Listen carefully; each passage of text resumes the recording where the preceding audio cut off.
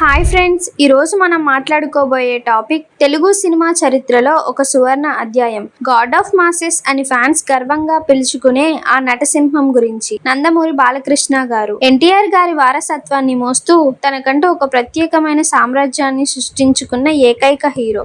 మరి నటసింహంగా ఆయన ప్రయాణం ఎలా మొదలైంది? ఆయన సంపద సామ్రాజ్యం ఎంత?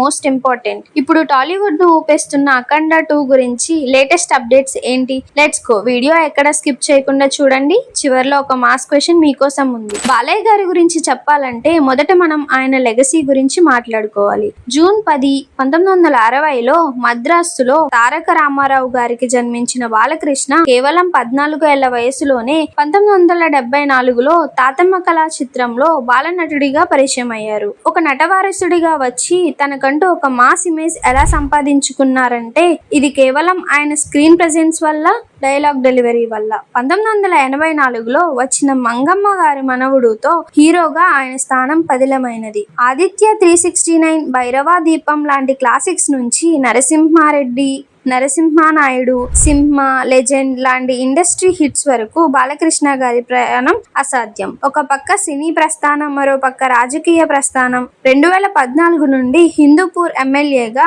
ప్రజాసేవలో ఉన్నారు. ఇది అందరికీ తెలిసిన విషయమే. అయితే తాజాగా 2025లో భారత ప్రభుత్వం నుండి ఆయనకు పద్మభూషణ్ పురస్కారం దక్కింది. ఇది తెలుగు జాతికి దక్కిన గౌరవం. ఇక అభిమానులకు ఆసక్తి కలిగించే మరో విషయం బాలకృష్ణ గారి సంపద సామ్రాజ్యం. ఆయన కేవలం నటుడు, రాజకీయ నాయకుడు మాత్రమే కాదు, ఒక వ్యాపారవేత్త కూడా. ఇటీవల ఎన్నికల ప్రకారం 2024 నాటికి బాలకృష్ణ గారి మరియు ఆయన కుటుంబం యొక్క మొత్తం ఆస్తుల విలువ 482 కోట్లు పైనే. ఒక స్టార్ హీరోగా, రాజకీయ నాయకుడిగా, Basavatarakam Indo American cancer hospital and research institute chairman గా ఆయన సంపాదన సామ్రాజ్యం విస్తృతమైనది. ఆయన భార్య వసుంధరాదేవి గారు, కుమార్తెలు బ్రాహ్మణి, తేజస్విని. అలాగే త్వరలో హీరోగా పరిచయం కాబోతున్న కుమారుడు మోక్షజ్ఞతో బాలకృష్ణ గారి ఫ్యామిలీ లైఫ్ కూడా చాలా అద్భుతంగా సాగుతోంది. ఇక అసలైన మాస్ అప్డేట్. 2021లో దేశవ్యాప్తంగా పెను సంచలనం సృష్టించిన అఖండ తర్వాత బాలయ్య, బోయపాటి శ్రీను కాంబినేషన్ లో వస్తున్న 4వ చిత్రం అఖండ 2 తాండవం కోసం ఫ్యాన్స్ ఎంతో ఆసక్తిగా ఎదురు చూస్తున్నారు. ఈ చిత్రం డిసెంబర్ 5, 2025లో ప్రపంచవ్యాప్తంగా 3D మరియు IMAX ఫార్మాట్లలో విడుదల కానుంది. ట్రైలర్ కూడా ఇటీవల విడుదలై సినిమాపై అంచనాలు తారాస్థాయికి చేర్చింది.